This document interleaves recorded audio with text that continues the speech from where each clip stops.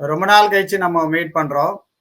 Actually இது நடுவுல இடைப்பட்ட காலத்துல வந்து நெறைய மாற்றங்கள், அரசு புது புது திட்டங்கள அறிவிச்சது. அப்புறம் எலக்ஷன் வந்தது. அதுக்கப்புறம் இந்த ஒருங்கிணைந்த பென்ஷன் அப்படின்ற ஸ்கீம்லாம் வந்திருக்கு. ஏற்கனவே நமக்கு இபிஎஃப்ல நெறைய ப்ராப்ளம் இருக்கு. அதே மாரி கரெக்ட்.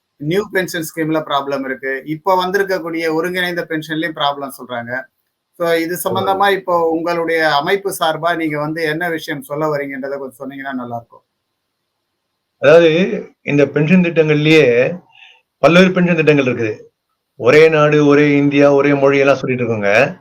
ஆனா பென்ஷன் திட்டம் மட்டும் EPS pension, OPS OPS old pension scheme, NPS national pension scheme, இப்போ யூபிஎஸ், இது இல்லாம டிரான்ஸ்போர்ட் தொழிலாளிகளுக்கு கான்ட்ரிபியூட்டட் சிபிஎஸ், இப்படி ஒரு விதவிதமான ஸ்கீமா இருக்குது. இந்த ஸ்கீம்கள்லயே பென்ஷன் ஸ்கீம்லயே அடுக்கிற மூட்லயே அடி மூட்டை எதுன்னு சொன்னா அது இபிஎஸ் பென்ஷனர்கள் தான். மற்ற பென்ஷன்கள் உள்ள பிரச்சனைகள் சலுகைகள் கூட இந்த பென்ஷனுக்கு கிடையாது. இதை முதல்ல புரிஞ்சுக்க வேண்டிய விஷயம் ஒண்ணு. இது கொஞ்சம் பின்னாடி போக வேண்டியிருக்கும். என்னன்னா 1971 நகாரா போட்ட வழக்கின் காரணமாக தான் ஒரு பென்ஷன் திட்டம் என்பதே இந்தியாவில வர ஆரம்பிச்சது. அன்னைக்கு அதுக்கு முன்பாக எனக்கு என்னுடைய ஞாபகத்துக்கு தகுந்த மாதிரி சொல்றேன். அதுக்கு முன்னாடி பென்ஷன் என்பதே கிடையாது. 71க்கு அப்புறம் தான் பென்ஷன் என்பது உருவாச்சு. நகாரா என்பவர் உச்ச நீதிமன்றத்தில் தொட்ட வழக்கின் காரணமாக. அதுக்கு பிறகு அரசு ஊழியருக்கு பென்ஷன் வந்தது, அப்படியே இருந்தது. அதுக்கப்புறம் ஆலை தொழிலாளர்களுக்கு பென்ஷன் இல்லாம இருந்தது. தொடர்ந்து போராடினதால தொழிற்சங்கங்களும் மற்றவர்களும் அமைப்புகளும் போராடினதுனால தான் 95 அவசர கதியில் இந்த ஸ்கீம் கொண்டு வந்தாங்க. இந்த ஸ்கீம் கொண்டு வரும்போது சிஐடியு அதுல உள்ள அம்சங்களை பாதகங்களை சொல்லி எதிர்த்தாங்க. ஆனா பல்வேறு தொழிற்சங்கங்கள் இல்லாத ஒரு ஸ்கீம் வருது, பென்ஷன் ஒண்ணு கிடைக்குது, ஆலை தொழிலாளிக்கு பென்ஷன் கிடைக்குது, இதை வரவேற்போம், படிப்படியா உயர்த்தணும் சொல்லிருக்காங்க அரசாங்கம் அப்படின்னு சொல்லி எல்லாரும் ஏற்றுக்கிட்டாங்க. ஆனா என்ன நிலைமை, படிப்படியா உயர்த்தணும் சொன்ன அரசாங்கம், அது மத்திய அரசாங்கம், அது இந்திய அரசாங்கம் வந்தாலும் சரி, முந்தைய அரசாங்கம் வந்தாலும் சரி, அந்த பென்ஷன் திட்டத்துல என்னென்ன சொன்னாங்களோ அத்தனை அம்சங்களையும் படிப்படியா வெட்ட ஆரம்பிச்சிட்டாங்க. இந்த இபிஎஸ் திட்டத்துல உள்ள பல அம்சங்கள், உதாரணத்துக்கு சொல்லணும்னா ஆனுவல் இன்கிரிமெண்ட்ன்ற மாதிரி 4% முதல் 4 வருஷம் கொடுத்தாங்க, அதை கட் பண்ணிட்டாங்க. கம்ப்யூட்டேஷன் கட் பண்ணிட்டாங்க. அந்த ரிட்டர்ன் ஆஃப் கேபிட்டல் என்பதை கட் பண்ணிட்டாங்க. அந்த பென்ஷன் திட்டத்துல உள்ள அந்த 10.2 கிளாஸ்ல உள்ள 2 ஆண்டு சர்டிபிகேட்டேஜ் கொடுக்காம எழுதிருச்சாங்க. கம்ப்யூட்டேஷன் பண்ணவங்களுக்கு 100 மாதம் கடந்த பிறகும் தொடர்ந்து அவங்களுக்கு பிடிச்சிட்டு இருந்தாங்க. இப்படி பல்வேறு அம்சங்கள்ல மற்ற பென்ஷன் திட்டத்தை விட இது ஒரு மோசமான திட்டமாக அரசாங்கம் கொண்டு வந்தது. பல திட்டங்கள்ல வந்து முன்னாடி என்ன சொல்லுவாங்கன்னா, அரசு ஊழியர்ல 10% போடுவாங்க, அரசாங்கம் 10% போடும், 10% ப்ராவிடன்ட் ஃபண்ட் எடுத்து போயிடுவாங்க, மீதி 10% வந்து நிர்வாகத்துல இதுல பென்ஷனுக்கு வரும்னு சொன்னாங்க சென்ட்ரல் கவர்மெண்ட்ல அந்த காலத்துல ஓபிஎஸ்ல இருக்கும்போது. ஆனா இந்த திட்டத்துல ஃபேமிலி பென்ஷன் ஸ்கீம்ல ஈக்குவல் கான்ட்ரிபியூஷன், அரசாங்கம் 1.17, நிர்வாகம் 1.17, தொழிலாளி 1.17. ஆனா 95 ஸ்கீம்ல அரசாங்கம் 1.16 போட்டுட்டு தொழிலாளி தன்னுடைய ப்ராவிடன்ட் ஃபண்ட்ல இருந்து 8.33% போடக்கூடிய சூழ்நிலையை உருவாக்குனாங்க. அந்த திட்டத்தை அவ்வளவு மோசமான ஒரு விஷயம். ஈக்குவல் கான்ட்ரிபியூஷன் என்பதை மறுத்துட்டு, நீ கொண்டு வா, நீ அரிசி எடுத்துட்டு வா, நான் உமி எடுத்துட்டு வரேன், 2 பேரும் ஊதி ஊதி சாப்பிடலான்ற கதையில அந்த மாதிரி திட்டத்தை, அது காரணம் என்னன்னு சொன்னா லிபரலைசேஷன் பாலிசி. 90ல ஏற்பட்ட லிபரலைசேஷன் பாலிசி. அந்த லிபரலைசேஷன் பாலிசியில பல்வேறு பென்ஷன் திட்டங்களை குறைப்பது, பென்ஷன் திட்டங்கள் இல்லாம பண்ணுவதன் அடிப்படையில ஏதோ கேட்டதுக்காக கொடுக்கறதுக்காக உங்க நாய் வாழை வெட்டி நாய்க்கு சூப் வைக்கிற கதையா, தொழிலாளியுடைய ப்ராவிடன்ட் ஃபண்ட் பணத்துல இருந்து ஒரு பகுதியை எடுத்து பென்ஷன் கொடுக்க ஒரு திட்டத்தை உருவாக்குனாங்க. இது அன்னைக்கு சிஐடி மட்டும்தான் எழுத்துது, மத்த எந்த தொழிற்சங்கமும் ஏத்துக்கல. ஏன்னா வந்தா வரட்டும், வந்த முதல்ல வருது வரட்டும் பார்க்கலாம். நாங்க ஏன் தொழிற்சங்கங்கள் மட்டும் இல்ல, பல்வேறு பென்ஷன் அமைப்புகள், அன்னைக்கு இருந்த அரசு ஊழியர் பென்ஷனா இருக்கட்டும், இல்ல சென்ட்ரல் கவர்மெண்ட் பென்ஷனா இருக்கட்டும், யாரும் சரி இதை பத்தி கிஞ்சிதும் கவலைப்படல. இதனுடைய ஆபத்து எப்போ உணர ஆரம்பிச்சாங்கன்னா 2004ல அவங்களுக்கு பென்ஷன் ஸ்கீம் இல்ல, ஓபிஎஸ் இல்ல, ஓல்டு பென்ஷன் ஸ்கீம் கிடையாது, new pension scheme, national pension scheme, நீ 10% போடு, நான் 10%, இப்போ 14%, 18% சொல்றாங்க. அது எந்த அளவுக்கு வரப்போகுதுன்னு பார்ப்போம். ஆனா இதுக்கு அடிப்படை இந்த மாதிரியான திட்டங்களுக்கு கான்ட்ரிபியூட் பண்ண மாட்டேன், அரசாங்க கான்ட்ரிபியூட் கிடையாது, அரசாங்க கான்ட்ரிபியூட் குறைவு அப்படின்ற உருவாக்குறதுக்கு அடிப்படையா உருவானது இபிஎஸ். அன்னைக்கு நம்முடைய சிஐடியு தவிர வேற எல்லா எந்த அமைப்பும் அதை எதிர்த்து ஃபைட் பண்ண தயாரா இல்லை. அதனுடைய விளைவுகள் தான் இன்னைக்கு ஓபிஎஸ் என்பிஎஸ் மாறிச்சு, என்பிஎஸ் இப்போ யூபிஎஸ் மாறுது.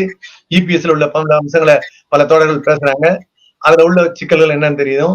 என்பிஎஸ்ல வந்து 60% மாசம் தான் எடுத்துட்டு போக முடியும், 40% விட்டு கொடுக்கணும். அந்த 40% விட்டு கொடுத்த பிறகுதான் அவங்களுக்கு வந்து பென்ஷன் கிடைக்கும். அது நம்ம கன்ஃபார்ம்டு பென்ஷன் கிடையாது, வரையறுக்கப்பட்ட பென்ஷன் கிடையாது. இப்போ யூபிஎஸ்ல கொடுக்கறதா சொல்லிருக்காங்க. அதுலயும் வந்து 10,000 மினிமம் பென்ஷன்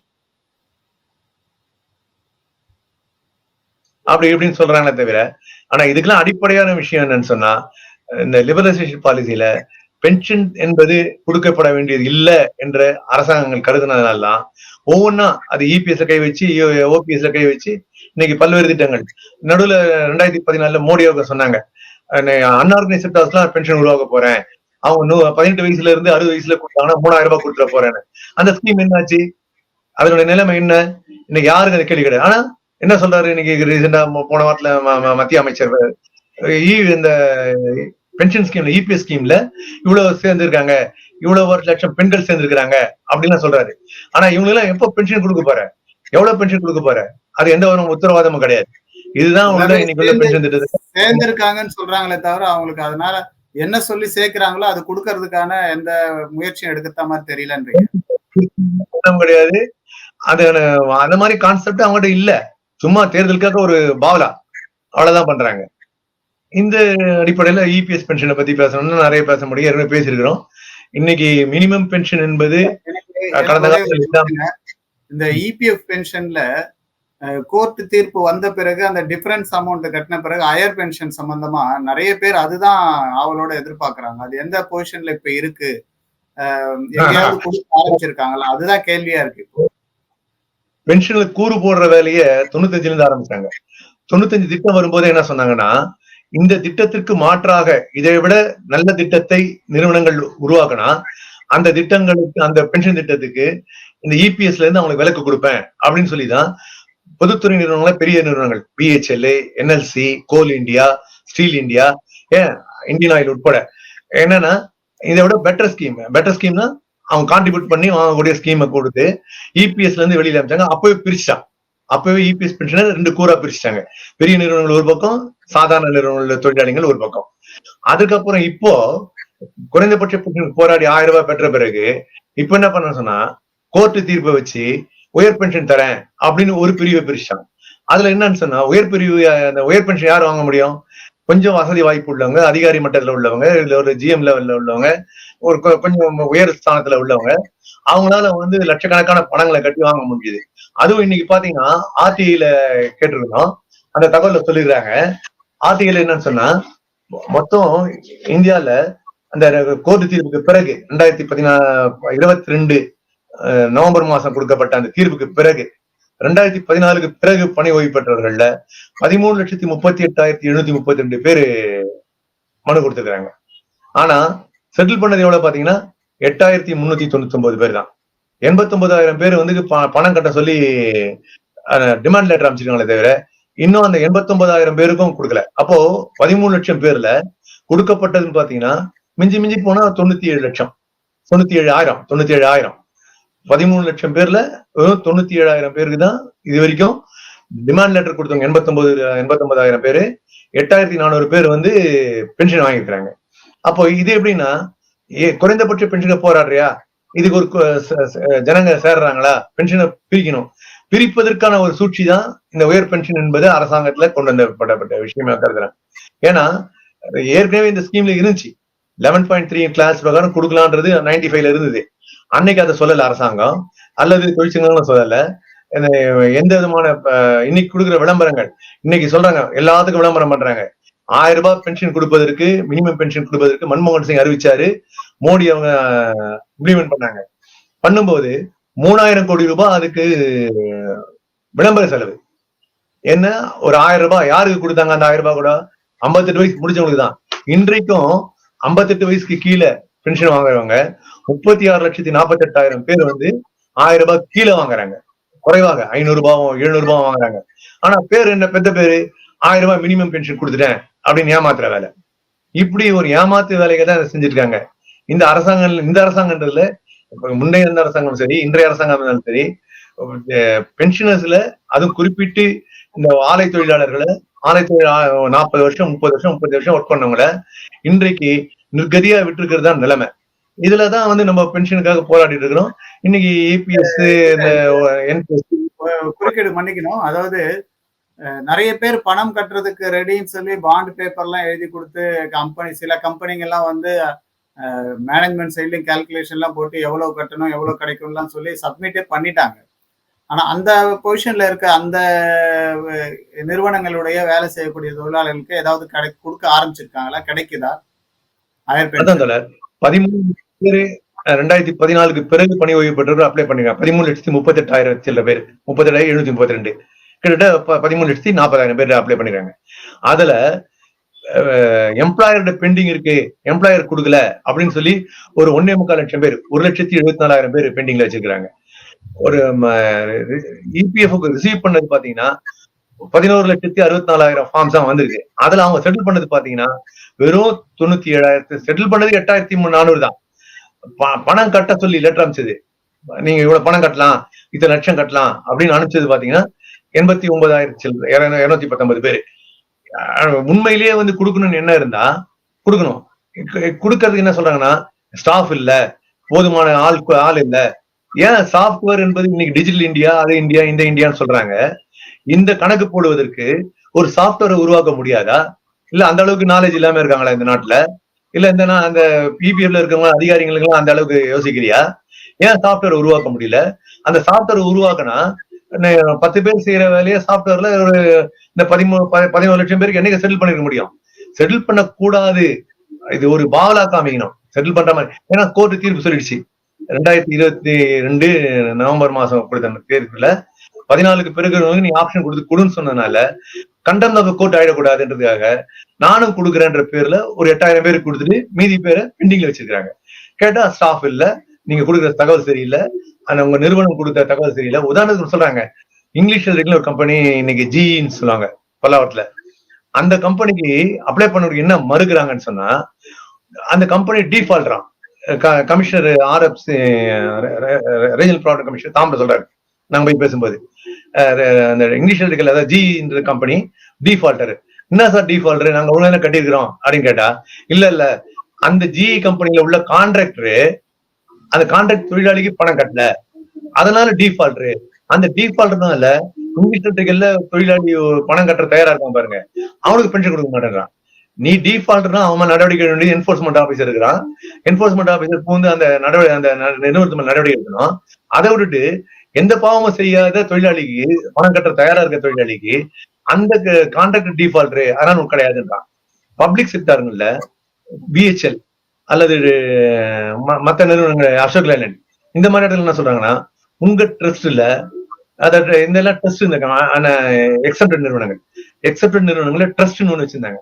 அந்த ட்ரஸ்ட்ல இந்த கூடுதலா பணம் கட்டுவதற்கு 11.3 பிரகாரம் சீலிங் சேலரிக்கு மேல பணம் கட்டுவதற்கு ஷரத்துக்கள் இல்ல, அதனால உங்களுக்கு கொடுக்க முடியாதுன்னு சொல்லி பிஹெச்எல் திருச்சியிலையும் பிஹெச்எல் ராணிப்பேட்டையிலையும் பணம் கட்டினவங்களுக்கு பணத்தை திருப்பி தந்துட்டாங்க. அப்போ கொடுக்கணும்னு எண்ணம் இருக்குன்னா கிடையாது. இது ஏதோ பாவலா காமிக்கிறது, இது வந்து கண்டம் கூடாதுன்ற விஷயத்துல பண்ணிட்டு இருக்காங்க. இது ஒரு பக்கம். 2014 பிறகு 2014 முன்பு ஒரு பெரிய பேட்ச் இருக்குது. அதுல வந்து ஏற்கனவே நிறைய பேர் அப்ளை பண்ணாங்க. இப்போ வந்து இந்த கோர்ட்டு தீர்ப்புக்கு அப்புறம் ஒரு 4 லட்சம் பேர் அப்ளை பண்ணிருக்காங்க. அதுல எத்தனை பேர் கொடுத்துருக்காங்க தெரியுங்களா? ரொம்ப அதிகம், 2 பேர் கொடுத்துருக்கான். 4,10,000 பேர்ல 2 பேருக்கு பிபிஓ இஷ்யூட். இதெல்லாம் வந்து நானா சொல்லல, ஆர்டிஐல வாங்கின தகவல்கள் இருக்குது. அந்த ஆர்டிஐல ஒரு தகவல்ல அவங்க 2 பேருக்கு கொடுத்துருக்கிறோம். மொத்தம் வந்து டிமாண்ட் லெட்டர் 16 பேருக்கு கொடுத்துருக்கிறோம். 4 லட்சம் பேர்ல 16 பேருக்கு. அந்த இதெல்லாம் எங்க போய் சொல்றது? இதெல்லாம் எதுக்கான காரணங்கள் என்ன? கொடுக்க கூடாதுன்னு என்ன வச்சுக்கிட்டு தான் இவங்க பண்றாங்களே தவிர வேற எந்த விதமான அடிப்படையும் கிடையாது. மினிமம் பென்ஷனை உயர்த்துவதற்கு இவங்க போராடுறோம். 1000 ரூபாய்ன்றது வந்து இன்னைக்கு பல பென்ஷன்ல வந்து இன்னைக்கு யூபிஎஸ்ல வந்து 10,000 ரூபாய் மினிமம் பென்ஷன் உத்தரவாதம், ஃபேமிலிக்கு 6,000 ரூபாய் உத்தரவாதம், என்னது கேரண்டி. மோடிக்கு நிறைய கேரண்டி சொன்னாரு. அந்த கேரண்டில 26,000 அவங்களுடைய 50% சம்பளம் வந்து கேரண்டி அப்படின்றாரு. ஆனா கேரண்டி சொன்ன மோடி 1000 ரூபாய் கேரண்டியை கூட இந்த பென்ஷனுக்கு கொடுக்கல, இபிஎஸ் பென்ஷனுக்கு கொடுக்கல. 1000 ரூபாய் சொன்னவர் கேரண்டி 2014. ஒருவேளை அன்னைக்கு அந்த கேரண்டி அவருக்கு தெரியாது போடுறது. இன்னைக்கு 2024 தான் கேரண்டியை பத்தி யோசிக்கிறாரு போடுறது. அந்த 1000 ரூபாய்க்கு நீ கூட கேரண்டி இல்லாம 36,48,000 பேர் வந்து 1000 ரூபாய் கீழே வாங்குறான். அது இது யாருக்கு தெரியாது அவங்களுக்குலாம். இந்த 1000 ரூபாய் உயர்த்துவதற்கு 10 ஆண்டுகளாக பல போராட்டங்கள், பல்வேறு போராட்டங்கள்ல நம்ம பென்ஷன் அமைப்பு அகில இந்திய அளவில் பண்ணிருக்குது. பல்வேறு அமைப்புகள் பண்றீங்க.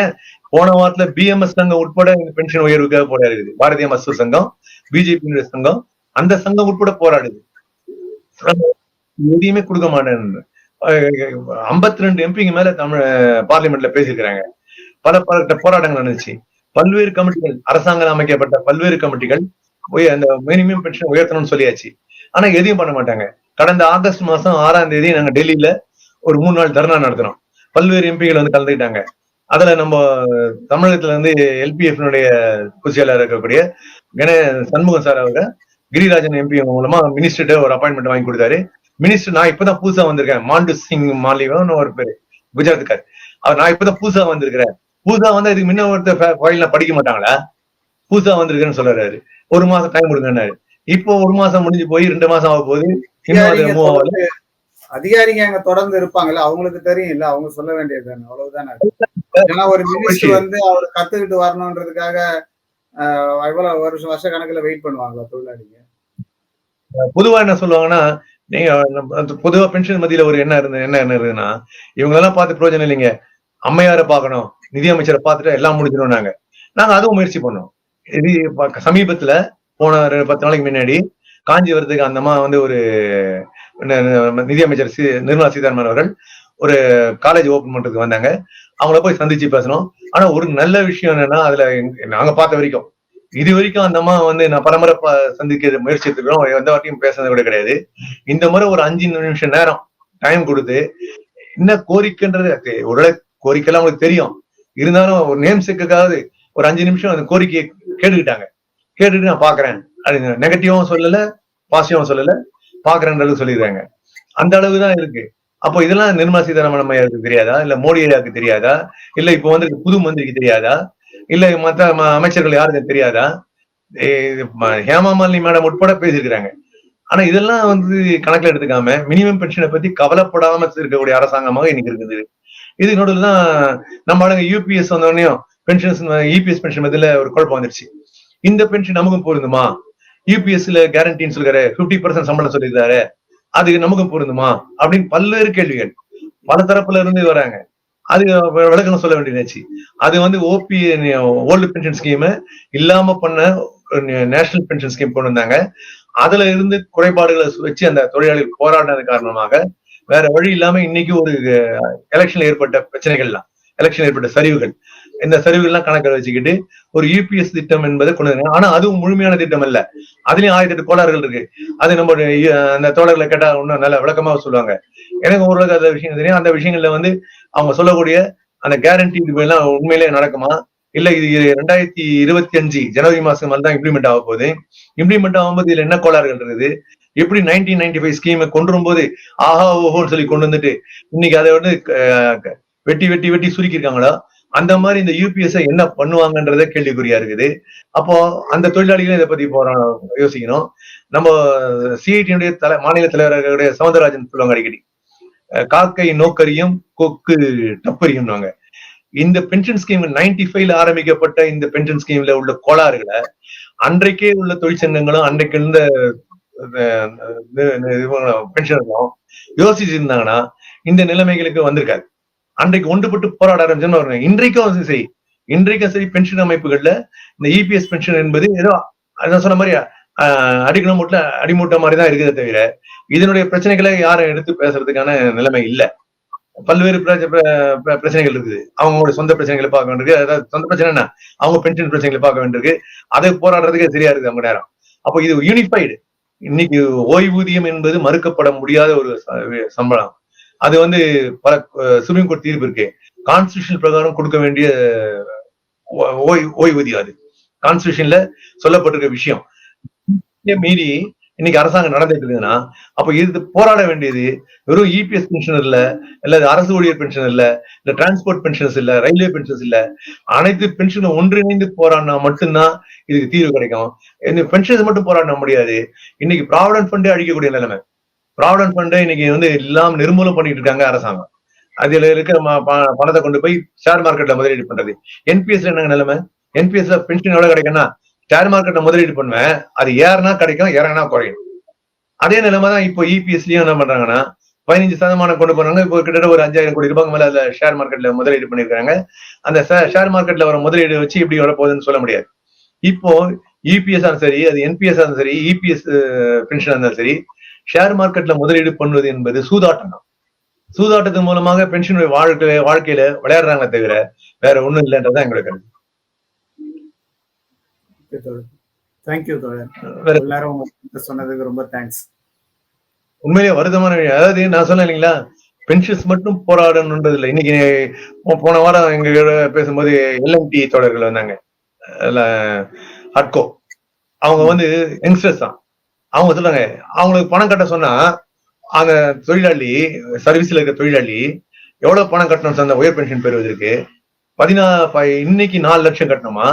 அவருடைய லைஃப் இன்னும் அவருடைய சர்வீஸ் 8 வருஷம் 9 வருஷம் இருக்குன்னா அவர் இன்னும் 13 லட்சம் கட்டணுமா? அப்போ 13 லட்சமும் ஒரு 4 லட்சம் சேர்த்தா கிட்டத்தட்ட ஒரு 20 லட்சம் அவர் பணம் கட்டிட்டு அவருக்கு என்ன பென்ஷன் கிடைக்க உத்தரவாதம் கிடையாது. இன்னைக்கு நான் ஆர்டிஐல ஒண்ணு கேட்டிருக்கிறேன், பென்ஷன் கணக்கு போடும்போது அந்த கால்குலேஷன் ஷீட் கொடுத்தீங்களான்னு கேட்டா, நோ இட் இஸ் ஃபார்மேட். அத பதில் கொடுத்திருக்கிறாரு. இது வந்து ஒரு யூனிஃபைடு ஃபார்மேட். அந்த ஃபார்மேட் நாங்க போடுறோமா? என்ன ஃபார்மேட்? உன் சம்பளம் எவ்வளவு, சர்வீஸ் எவ்வளவு, உனக்கு பென்ஷன் எவ்வளவு, அது என்ன கால்குலேஷன், எவ்வளவு நான் பணம் கட்டணும், எவ்வளவு நான் வட்டி கட்டுறேன், நான் கட்டுறதுக்கு வட்டி வாங்குறியா, எனக்கு கொடுக்கறதுக்கு வட்டி கொடுக்குறியா, இது மாதிரி எதுவுமே இல்லாம ஒரு மொட்டை தாத்தா கொட்டாங்கல நான் கதையா கொடுக்குறாங்க. இந்த மாதிரியான விஷயங்கள் தான் இன்னைக்கு நடக்குது.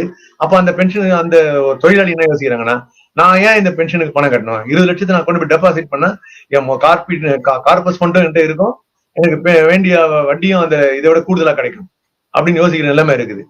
அப்போ என்னன்னா, ப்ராவிடன்ட் ஃபண்ட்ல இருக்கிறத சீர்குலைக்கிற ஏற்பாடும் பென்ஷன்களை இல்லாம பண்ற ஏற்பாடும் தான் இன்னைக்கு உள்ள அரசாங்கத்தோட கொள்கையா இருக்கு.